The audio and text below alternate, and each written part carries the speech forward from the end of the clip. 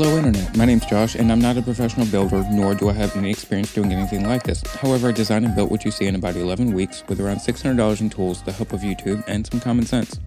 I built a van for my mom who was traveling around the US in a tiny 5x8 camper and living on a fixed income. She loved being on the road and the camper had all the luxuries she needed, but it was missing room to stand up and stretch out, and it always required being plugged in somewhere. She couldn't afford much on her retirement, but she was interested in van life. So I did some research, drew up some floor plans, and after hunting around the internet for a few weeks, she bought this 2008 Dodge Sprinter 2500 3.0-liter V6 diesel cargo van. It's the two-wheel drive model, and it has the 144-inch wheelbase, so it's the shortest of the three Sprinter models. It belonged to a biochemical company selling off their fleet and was about an hour away east. I'm in Central Florida, by the way. The body was in rough shape, and we definitely had our work cut out for us, but the cab and the engine were in great condition, and though it needed a tune-up, it had really low miles for the price. The next day after driving back, we began removing the shelving that the previous owner had installed and then took out the tie-down bolts to remove the factory floor covering. I'm going to be saving these cutouts to reuse as a template later.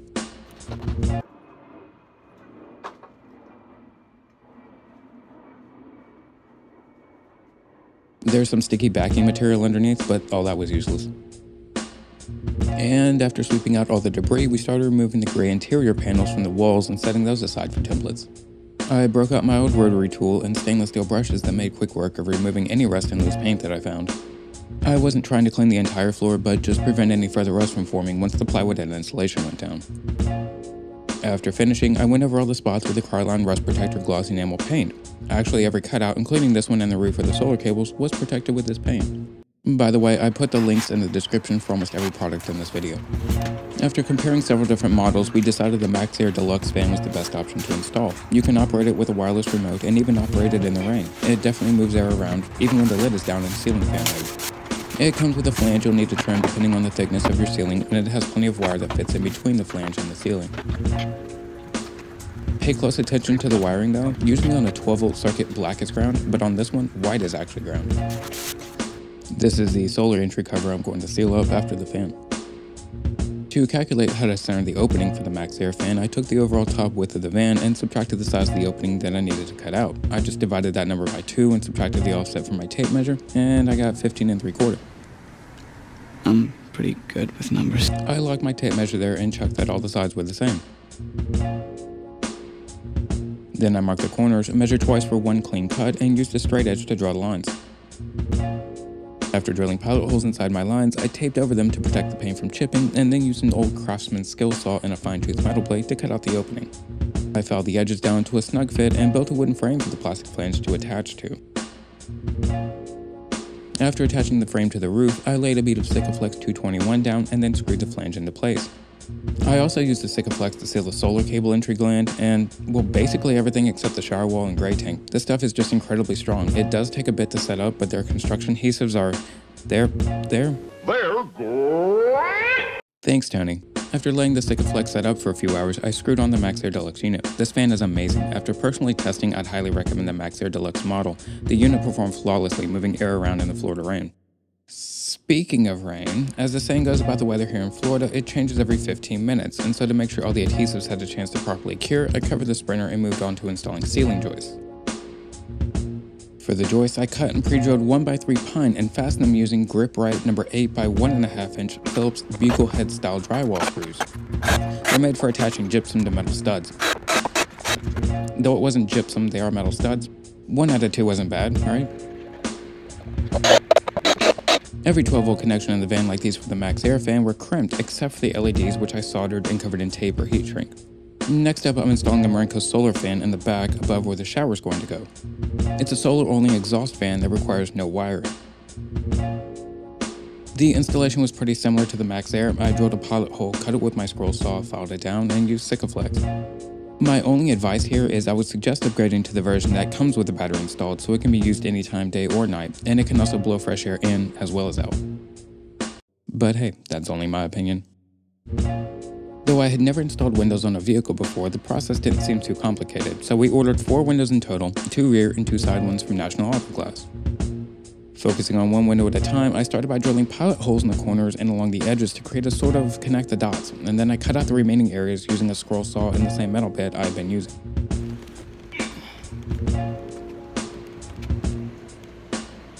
Before attaching the glass, I filed the cut using a metal file and then cleaned both the body and glass using a glass cleaner from C.L. Lawrence made specially for urethane adhesives. Then I applied Dow U428 Plus primerless windshield urethane using a powered adhesive gun from Ryobi. I started by using a manual caulking gun, and you could, but both the Dow and Sikaflex were pretty thick, and eventually my cheap manual gun broke. Honestly, it started out really scary cutting holes, but the process went really smooth and I felt like a pro afterwards. After all the windows were in place and all the metal shavings cleaned, I started building a frame to insulate the floors. My mom was only 5 foot tall, so the height wasn't a big concern, but she wanted to make sure that it was well insulated. I used a combination of 12 foot long 2x4s, 8 foot KD premium 2x3s, and 2x2s along the back edges. I also built the frame so your weight is mostly on a solid beam portion no matter where you stand or walk in the van. The air gap from those ridges in the van floor will actually help to insulate it. I pre-drilled all the wood and used number 8 self-tapping screws to secure the frame down to the body. Once the frame was completed, I began insulating it using sheets of EPS or expanded polystyrene from Lowe's. Though it was easy to cut and fit with a razor knife, I'd recommend going with something not as messy next time. I'm just not completely sure if the slightly higher R value is worth all the tiny foam pieces that go everywhere. But hey, that's only my opinion. On top of the foam board and frame, I laid a roll of 48-inch wide Reflectix from the very center up the sides of the van, and to keep it in place, I stapled it to the wooden frame. Once everything is in place, this will create an additional small air barrier between the Reflectix and the foam board, helping to further insulate. I sealed up the center line, the staples, and all the seams with reflective tape. Next up for the floor was the underlayment. I laid 3 pieces of 4x8 23/32 plywood down end to end. And then I laid the stock van floor down upside down on top of that. This gave me a good template to trace out, and I cut them one at a time with a Ryobi circular saw and skill saw and trimmed them to fit. This strategy worked out quite well, going from front to back, and only took me a couple hours in total. After fitting the last one, I used a straight piece of wood as both a guide to drill and screw and to make sure one floor section was somewhat level to the next. I'm not striving for perfection here, but I think I've done quite well so far. But hey, that's just my opinion. Moving on, it was time to carry the insulating process upwards and start filling the walls with unfaced bats of rock wool insulation. I started spraying them with adhesive, but quickly found that to be very counterproductive. My instructions were to stuff every nook and cranny with as much as I could, so I did. Then, using the same EPS as the floor, I trimmed another board to fit the large back window area, and having the driver's side done, I called it a night. The next day, I had to know if my idea on how to attach the solar panels was going to work or not, so the tarp came off.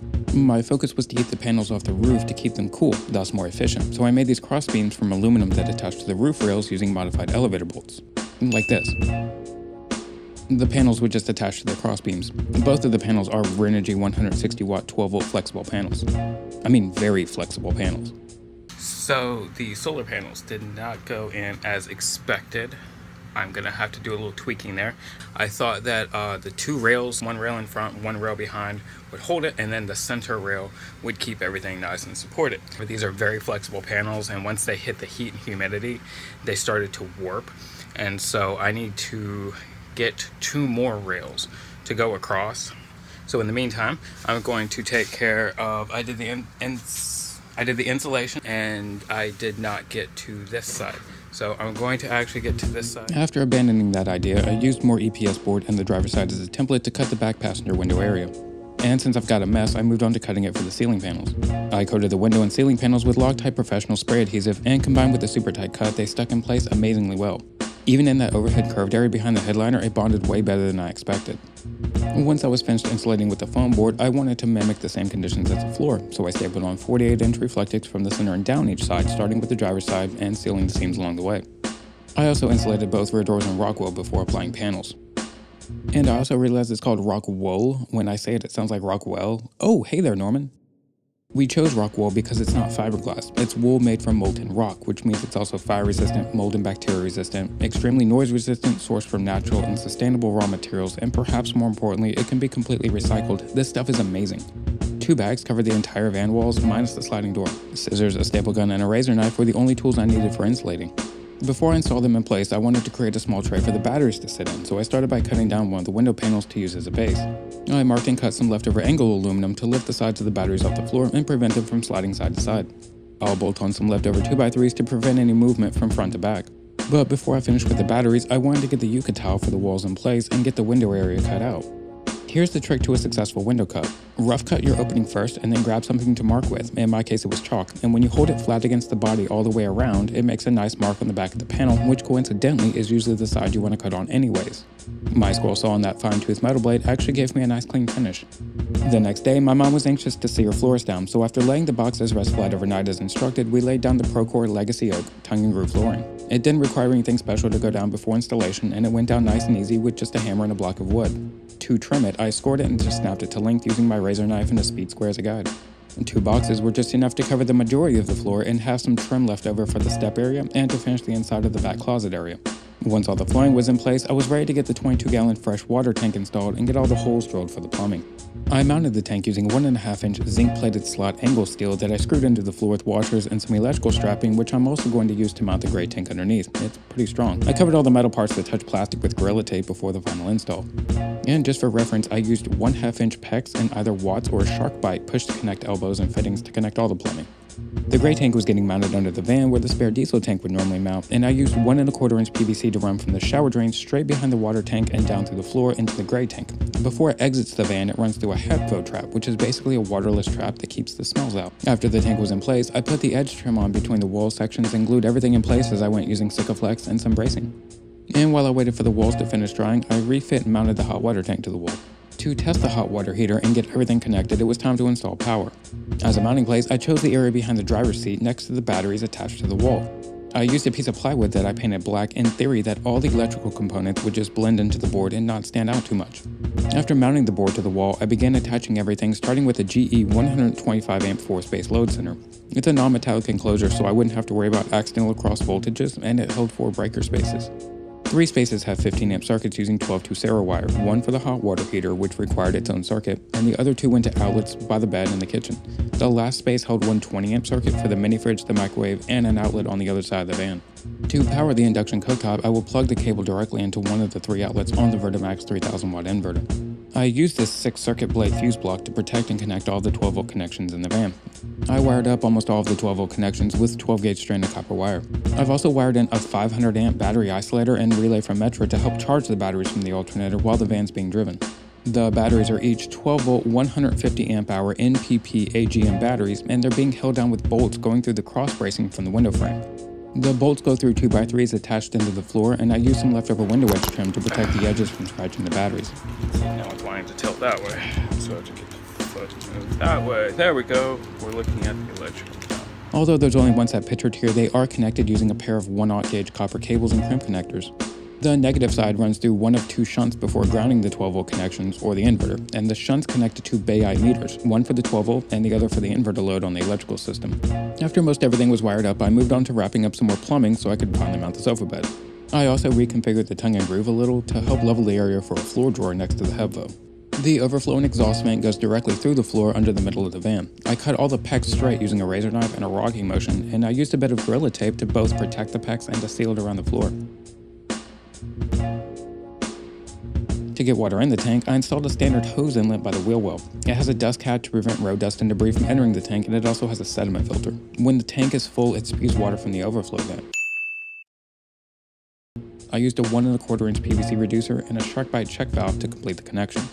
The gray tank was fit into place, and I propped it up while marking the location to drill the drain hole on the top of the tank. After cutting my opening in the tank using a 1.5-inch hole saw and cleaning the hole, I used PVC glue to glue on a 2-inch to 1.5-inch PVC coupling I slid through the 3-inch drain the tank had installed with. And then I slid on a 1.5-inch to 1.25-inch rubber coupling onto that to slide onto my 1.25-inch drain in the floor. What the hell did you just say? To seal the outside connections, I found this stuff at Home Depot from Liquid Nails called Fuse It, and that's what I used to really fuse the connections together. This stuff seals everything up nicely. The connection that goes through the floor from the HEPFO slid right into this rubber coupling. However, the connection is not sealed, so gray water can't back up into the system. I used PVC glue to seal all the connections to the HEPFO and then screwed it all into place. So all together now, the water comes out of the tank, goes through the pump in the accumulator tank and gets split at the hot water tank, and then it will connect to the sink and the shower valve. That will drain into the PVC pipe and head through the HEPFO into the gray tank. For the gray tank, I measured the dimensions, and after doing quite a bit of Googling, I found this one and a rectangular one. I like the idea of the slope on this one, and it exits at a perfect spot. It also feels like it was made to fit the Sprinter. I use this Valterra 3-inch valve, so it's RV style and easy. You just unscrew the cap with a twist, wrap it around the handle so it's not in the way, and pull the valve open. I also used more angle steel that I used to hold the water tank down as a protectant. I mounted it on the outside of the strapping so it acts like a scrape plate for the tank and the valve to hang down. It's mounted with bolts on the backside that go through the strapping, and hopefully it would be the first thing to go. Back inside the van, I used more angle aluminum to trim the step area. I was going to glue it down to match the going theme of no exposed nails or screws, but my mom suggested that it get screwed down, so I drilled countersunk screws for the screws to sit in and sanded them down to give it a brushed look. I also cut all the corners at 45s, it was more aesthetically pleasing. Later I re-zipped all the cables from the rear camera with the existing factory bundled down the door pillar. Afterwards I connected everything under the dash to the Sprinter fuse panel. What I had installed was this rear view mirror camera, so that when you turn on the ignition you get an immediate shot of not only the backup camera, but I installed in the bumper. No, over here on the left. It's a tiny camera so you can squeeze the van into some really tight spots. The video quality on the display was much better than I expected. The front camera had a really good image quality, but the rear camera was always a bit washed out.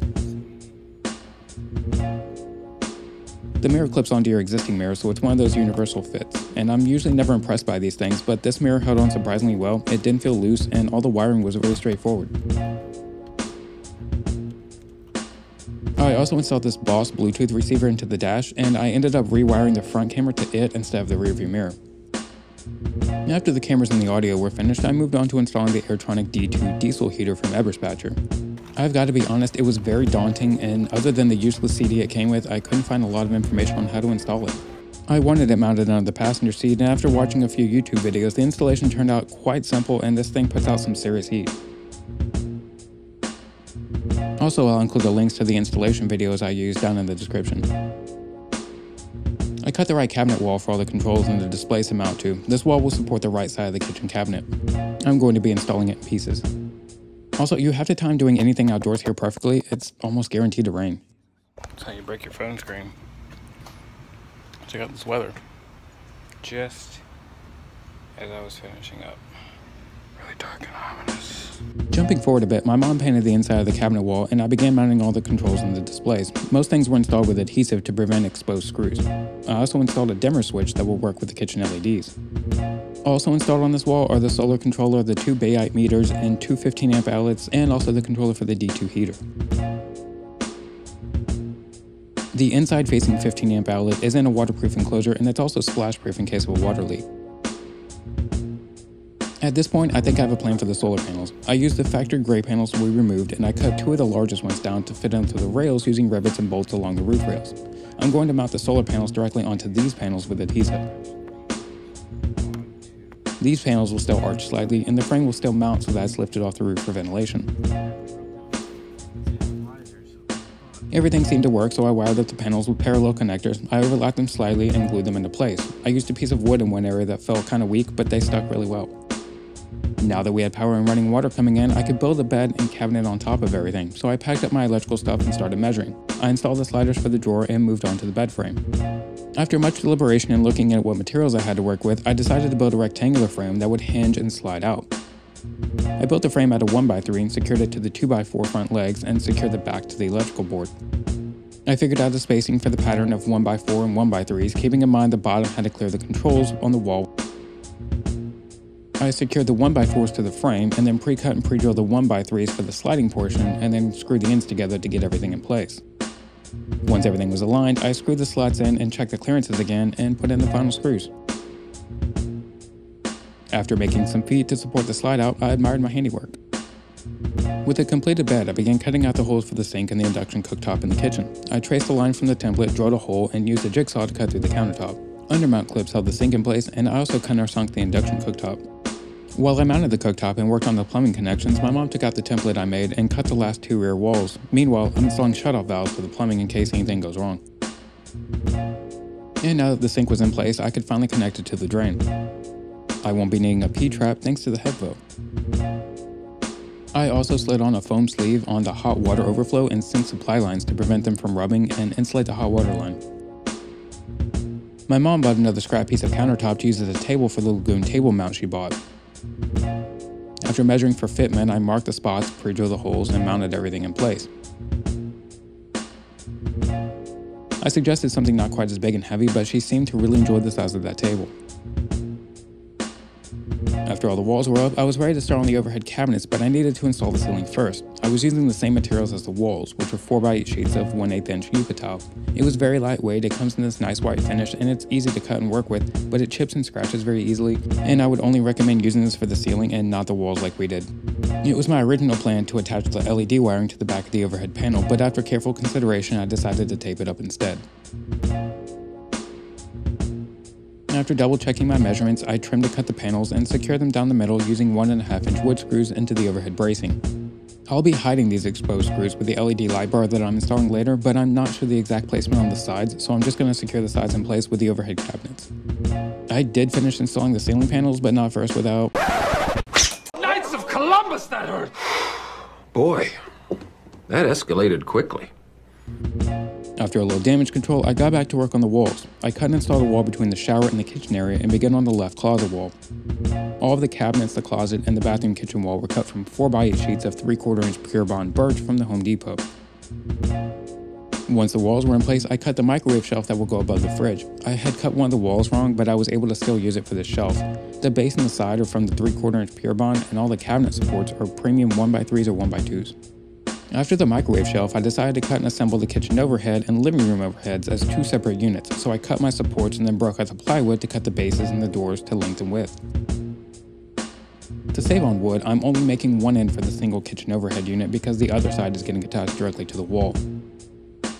The larger 2-door living room unit to the right will have 2 ends and a middle piece. I installed bracing going across the back, top, and bottom that screws through the sidewalls into the metal frame of the van. The top front will screw into the same overhead cross bracing as the ceiling panels and is used to attach the hinges for the doors. I left about an 1/8 inch gap between each of the doors for expansion. All of the joints for the cabinets were made with pocket holes using a Craig pocket hole jig. I would highly recommend getting one of these if you're building any kind of furniture. These cabinets were incredibly strong. The black section of the wall you see under the kitchen cabinet is a magnetic chalkboard wall. I used a small sheet of steel, and after some light sanding and a few coats of chalkboard paint, voila. I also installed hinges for the doors and later installed struts to help hold them up. I also screwed the 2 units into each other as well. I should also probably mention here while I have the time that some typical tension has been building between my mom and I. I don't know what you're doing, but nothing's getting done.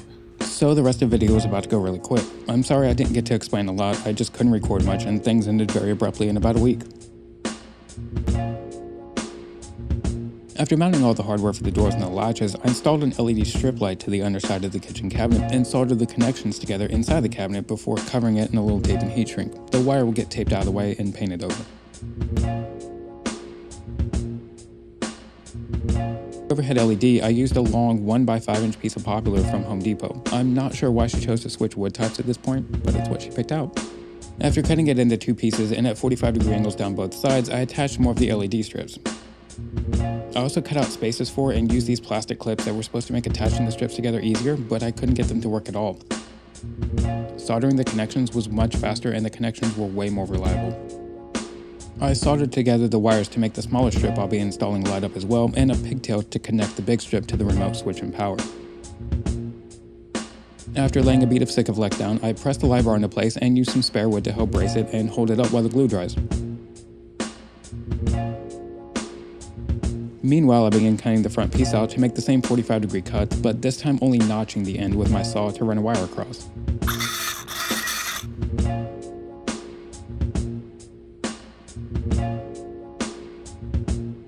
After the light bars were installed, I wanted to knock out a few smaller projects, and repairing the driver's side blind spot mirror was one of those, so I used one of those cut-to-fit mirrors and glued it down to the plastic holder. And slid it back into place on the mirror as I stood on what appears to be the surface of the sun. Her idea for the Nature's Egg composting toilet was for it to sit inside the shower when it wasn't being used, so I cut and installed the exhaust hose coupling it came with into the plastic cover on the floor, and I hosed through the floor to vent about 10 inches under the van. I used the adhesive gun loaded with Fuse-It and a grout spreader to glue both PVC shower walls down, and there's a bead of caulk to join them together in a nice watertight bond. She's supposed to use a shower curtain for the other 2 sides.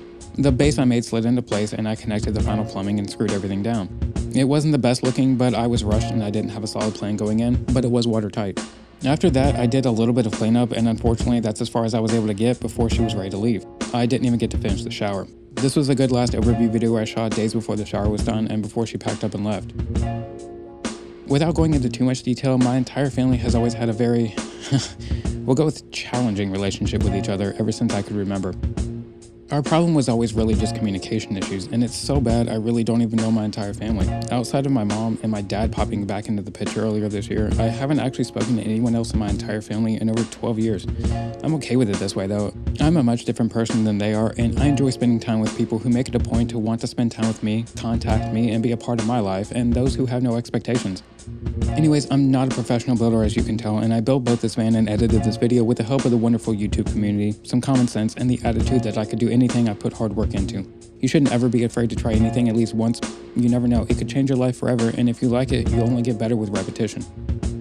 It's time to start the hate comments for the mix of vertical and horizontal shots, but I recorded most of this video vertically for Instagram stories, and I originally wasn't even going to post it to YouTube.